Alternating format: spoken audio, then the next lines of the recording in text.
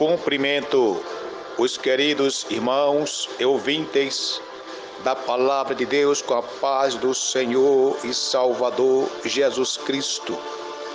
Que o Deus da paz, do amor, da graça, da compaixão possa estar agora no seu lar, agora no seu trabalho, onde quer que você esteja ouvinte. Saiba que Jesus Cristo te ama. Jesus Cristo está perto de você para abençoar a sua vida, para resgatar as almas que estão no mundo desprezadas pelo convívio familiar, desprezadas pela sociedade. Pessoas que estão atrás das grades, pessoas que estão sendo injustiçadas e pessoas que estão enfermas. Que o nosso Deus e Pai possa agora fazer uma obra poderosa e extraordinária na sua vida. Glória a Deus. Hoje é um dia especial, o dia que o Senhor preparou para transmitir para você uma palavra da parte do Senhor, que está escrita no Evangelho de Jesus, escrito por Mateus, capítulo 4, versículo 1 até o versículo 4, que fala a respeito da tentação de Jesus. Assim diz o primeiro versículo: Então foi conduzido Jesus pelo Espírito ao deserto para ser tentado pelo diabo. E, tendo jejuado 40 dias e 40 noites, depois teve fome. E, chegando-se a ele, o tentador disse: Se tu és o Filho de Deus, manda que estas pedras se tornem em pães.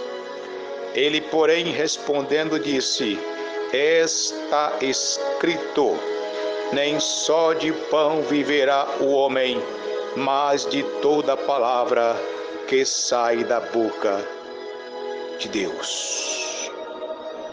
Glorificado e exaltado é o nome santo do Senhor e Salvador Jesus Cristo. Este é um texto sagrado, onde nos revela lições importantes sobre a tentação a que Jesus foi submetido no deserto, onde percebemos o tentador, que é o diabo, tentando achar uma fragilidade da parte de Jesus. E olha que o diabo conhece bem a Bíblia, até mais do que certos crentes. Desde os tempos memoriais do Jardim do Éden, quando ele persuadiu Eva a pecar, dizendo que quando comerdes do fruto da árvore que estava no meio do jardim, tanto Adão como Eva, eles não morreriam, e sim abririam os olhos e seriam como Deus, sabendo o bem e o mal. E diz a Bíblia que Eva foi dominada pela concupiscência dos olhos quando viu que a árvore era agradável aos olhos. Ela comeu do fruto proibido e ainda deu para Adão, sofrendo assim as duras consequências do seu pecado. E aqui no texto lido, o tentador novamente, com a mesma estratégia que usou no Jardim do Éden, tentou aqui com Jesus. E disse para Jesus, quando percebeu que Jesus estava com fome, aquele jejum de 40 dias e 40 noites, certamente a carne, a alma estava sedenta, estava com fome para comer algo ou beber água. Assim disse o diabo: Se você é o Filho de Deus, mande que estas pedras se transformem em pães. E Jesus respondeu: está escrito, nem só de pão viverá o homem, mas de toda palavra que sai da boca de Deus. Analisando esta resposta de Jesus, esta defesa pessoal, suponhamos que esta mesma palavra estivesse na boca da matriarca Eva no jardim do Éden, naquela época, quando ela esteve dialogando com o diabo.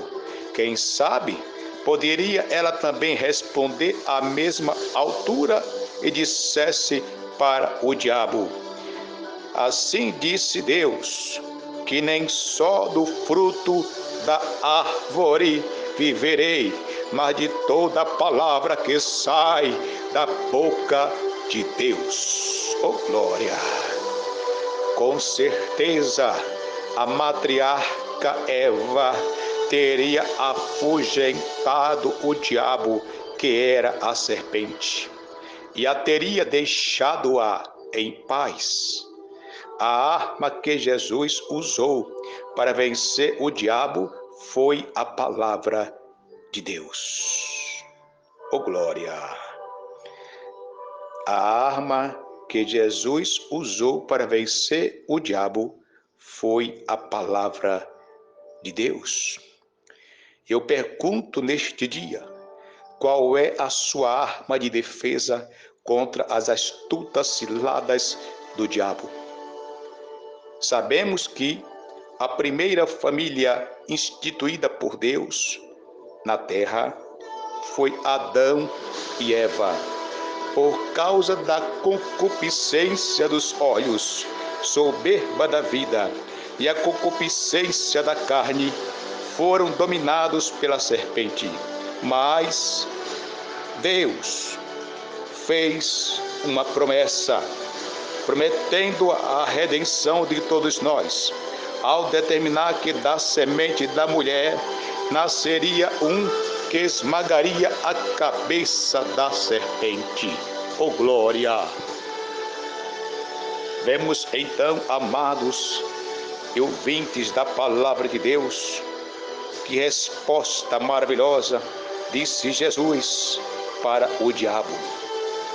Porque Deus cumpriu a promessa, e assim disse para o diabo: vai-te, Satanás, porque está escrito, ao Senhor teu Deus adorarás e só a Ele servirás. Eu pergunto novamente para você, qual é a sua arma de defesa? Será que é os punhos? Será que é os pés? A espada? A arma de fogo? Os palavrões? Hoje, em nossa geração, os punhos é praticado pelos pugilistas para se defender, para atacar, e estão ganhando muito dinheiro. Um pugilista desafiando outro pugilista. Quem ganha leva o troféu. Quem ganha recebe o cinturão. E eu pergunto para você, qual é a sua arma de defesa? Será que é os pés? Porque até os pés são usados pelos karatecas, pelos capoeiristas, pelos lutadores de Kung Fu. São esportes para todo gosto. Até mesmo a espada, que hoje se chama o esporte de esgrima, também virou um esporte para todo tipo de pessoas. E sabemos que na época de Abraão, ele também usufruiu da espada, uma arma para defender o teu sobrinho Ló, quando ele ficou sabendo que Ló estava preso. Naquela época que houve a guerra de 5 reis contra 4 reis. E em Sodoma, quando Ló estava ali naquela cidade e foi preso pelo rei Quedorlaomer, logo Abraão, sabendo de um homem fugitivo que chegou à cidade onde estava este homem abençoado, o tio de Ló. Sabemos que Abraão pegou na casa dele 318 homens e foi em seguida livrar Ló das mãos do rei. Usou a espada e com 318 homens, nascidos na própria casa de Abrão, assim ele venceu e trouxe Ló de volta. Naquela época, a guerra física, a guerra de espada, aonde os patriarcas poderiam lutar, guerrear para ter vitória contra os teus inimigos. Mas quando nós adentramos na lei da graça, a história muda, a coisa muda de cor, muda de figura, porque vemos que então aquela passagem de Jesus no Getsemane, quando estava Jesus já para ser preso, vemos então o que aconteceu. Pedro, o homem novo convertido da graça, e naquela época, dominado pela cultura da época, cultura olho por olho, dente por dente, ao perceber que Jesus ia ser levado pelos guardas no Getsemane, logo puxou a espada e feriu o servo do sumo sacerdote, cortando-lhe a orelha direita. E Jesus, após colocar a orelha do soldado de volta, disse: Pedro, guarda a tua espada. Pedro, guarda a tua espada. Porque todos os que lançam mão da espada, a espada morrerão. E ainda tem pessoas que dizem que Jesus é a favor do armamento em massa. Só porque Jesus disse em Lucas 22:36, disse Jesus para os discípulos: quem não tem espada, venda a sua capa e compre uma. E logo no versículo 38, os discípulos disseram: Senhor, aqui estão 2 espadas. E Jesus respondeu: basta. Com isso nós entendemos que se Jesus quisesse que todos os 12 discípulos e mais tarde 70 discípulos comissionados por Jesus usassem espadas, seria necessário 82 espadas. Amados, a espada não era para ferir ninguém. A espada servia para cortar galhos. E olha que eles andavam muito em caminhos tortuosos, em desertos, em trilhas. E Jesus, sabendo disso, pediu para que se provesse de algumas espadas. E foram somente 2 espadas. Espada esta para cortar galhos no caminho, cortar frutas e até mesmo para se defender de animais ferozes e peçonhentos. E vemos então que, observando o nosso Brasil, em janeiro de 2019, foi publicado 14 decretos do presidente Bolsonaro para aprovação de armas para o povo brasileiro. Mas o nosso Jesus que é o Criador das leis, é o grande legislador universal, ele diz: guarde a arma, guarde a arma. A nossa guerra não é física, é espiritual. E só podemos vencer com a espada do Espírito. Aleluia! A espada do Espírito, que é a palavra de Deus. Hoje em dia tem pessoas que se defendem com a palavra, mas não é a palavra propriamente dita, e sim os palavrões. No trânsito, quantas coisas ruins que acontecem no trânsito.